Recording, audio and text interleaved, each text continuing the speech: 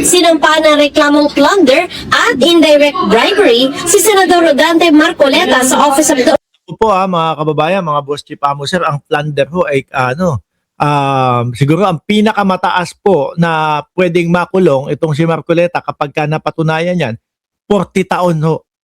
40 taon mga boss chief amo sir.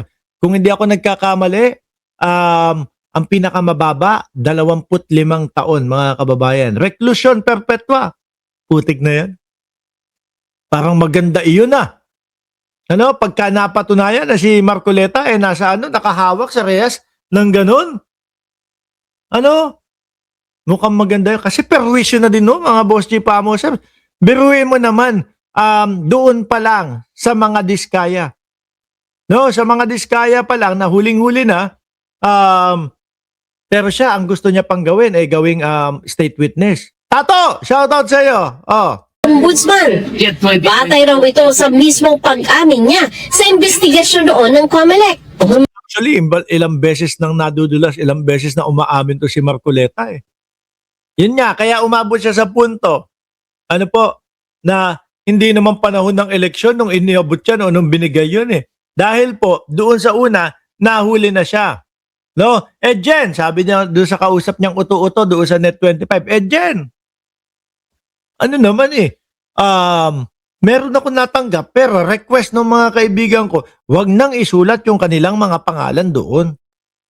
No? Doon pa lang sabi, naku patay, yari si Marcoleta, umamin na merong mga nag-donate sa kanya pero isinulat niya doon sa social niya, walang nag-donate sa kanya. Kapag kaguhuga nun, mga kababayan, invalid po yung pagkakapanalo ni Marcoleta. Disqualifika. Para malusutan yon, sinabi, bago mag-eleksyon. Shoot naman po sa banga, sa plunder, mga boss.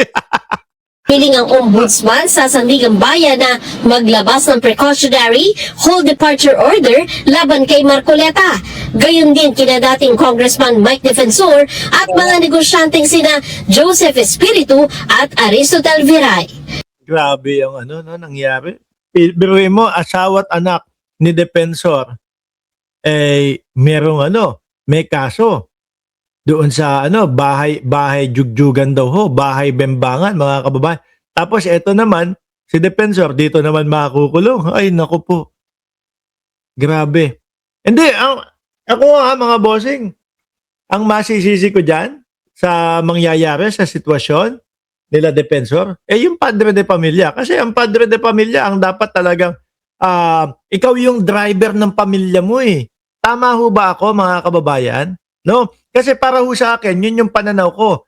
Ako ang driver ng pamilya ko. Ako ang magwe-way kung saan pupunta yung landas ng mga anak ko at ng misis ko at ng buong pamilya. Di ba? Sa nakikita natin, si Mike siya yung parang siya yung talagang tumatayo. Tapos siya yung may mga ganito, may mga quarry, etc., etc. No, yan ang papunta. Swak sa banga. Buong pamilya. Sino pa ba ibang mo dyan? Di ho ba? Desisyon ng ama, powerful po yan sa isang pamilya. Unless na lang kung under desaya ka. Sinusubukan pa naming makuha ang kanilang panig. Sa kanyang privilege speech, sinabi ni Marcoleta na ang investigasyon ng ombudsman ay paraan para patahimikin siya umano tungkol sa anomalya. Naputik naman yan. Umamin ka, boss eh. Di ba?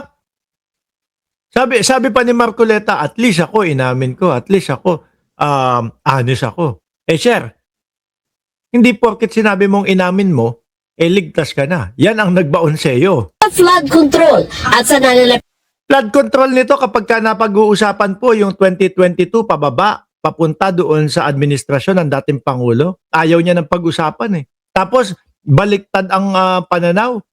Imbis na ho, yung mga diskaya, which is nakikita na naman natin doon sa mga imbestiga, ang mga diskaya ay talagang sila yung pinakamalaki, no? Na tawag dito, makikita mo na may mga katarantaduhan, pero para sa kanya, yung mga diskaya pa ang dapat gawing state witness daw ho. The impeachment trial ni Vice President Sara Duterte. Just last week, I was stunned with the shadow of a complaint filed by the Field Investigation Bureau, Office of the Deputy Ombudsman for Luzon. The trump-up charges filed against me and some of my friends are not merely legal accusations. They form part Dali, umamin ka nga, di ba? Sabi, ako narinig ko din kasi ho yun, mga kababayan. Narinig ko na hindi panahon daw ng eleksyon nung inabot yung para sa election donation. O yan, plunder nga naman. Tumatanggap ka ng pera. Sa ano ang kapalit ng pagtanggap mo ng pera galing sa kanila? Eh, hindi naman hindi panahon ng eleksyon. of a deeper and more nefarious design to intimidate independent voices, to punish dissent, and to warn every senator that the price of asking hard questions could lead to personal damnation. If the intention of these cases is to silence me, Siguro ho, mga kababayan, ano? Sabi siguro ng pamilya nito, sana lang, hindi ka na lang nagsenador. Ay, kung kailan ka naging senador, saka ka pa makukulong, oh. Di ba? let me say this at the very beginning. Anak. It has failed. I will not be silenced. Ayon sa Field Investigation Bureau ng Office of the Ombudsman, sa laki ng halagang 75 million pesos, hindi raw ito maituturing na ordinaryo kagandahang loob, kundi korupsyon para makakuha ng pabor mula kay Marcoleta. Totoo yan. Which is yan nga po, di ba, nakikita na natin, mga boss chief mo, sir. Yung mga Orly Gutesa, o kapag ka sinabi, si Mike Defensor ang nagdala kay, kay Orly Gutesa eh. Di ba? Kaya di ba, tingnan mo ginawa ni ni Defensor.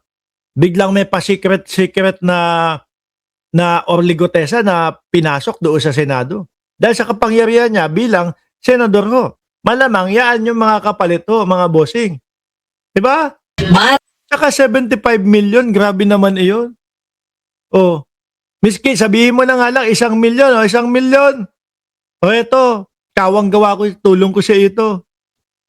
Parang imposible ho, mga kababayang paniwalaan eh. Sabi ni Leo Glentomala, nakakabwisit na si Meral Cobeta, sarap basagin ng nguso. Ano pa ba babasagin mo dyan? Grabe ka naman.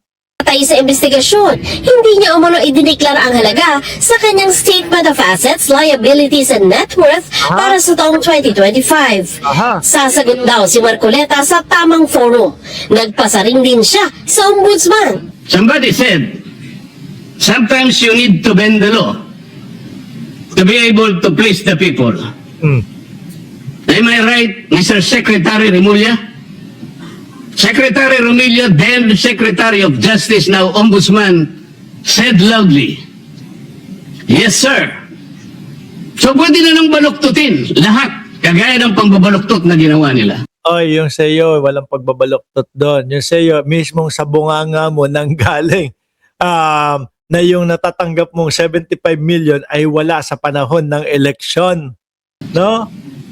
Pero sinasabi ko, Madam President, they can imprison me, they can arrest me, but I tell them, they still will not win. Itaga nila yung sa bato. Ang gagawin mo, mala Dr. Jose Rizal. Di ba? Uy, Marcoleta, habang nasa loob ka, sumusulat ka ng libro. Ayun, di ba? Mala Dr. Jose Rizal. Ganun ang gawin mo kapag ka nakulong ka na. Tingin ko malapit na din yan. Kasama si Marcoleta, 8 sa 13 majority senators ang naharap ngayon sa mga kaso, reklamo o kaya'y investigasyon. Sina Senador Bato de la Rosa at Bongo, kapwa tinukoy na co-perpetrator sa kaso ni dating Pangulong Rodrigo Duterte sa International Criminal Court. I see.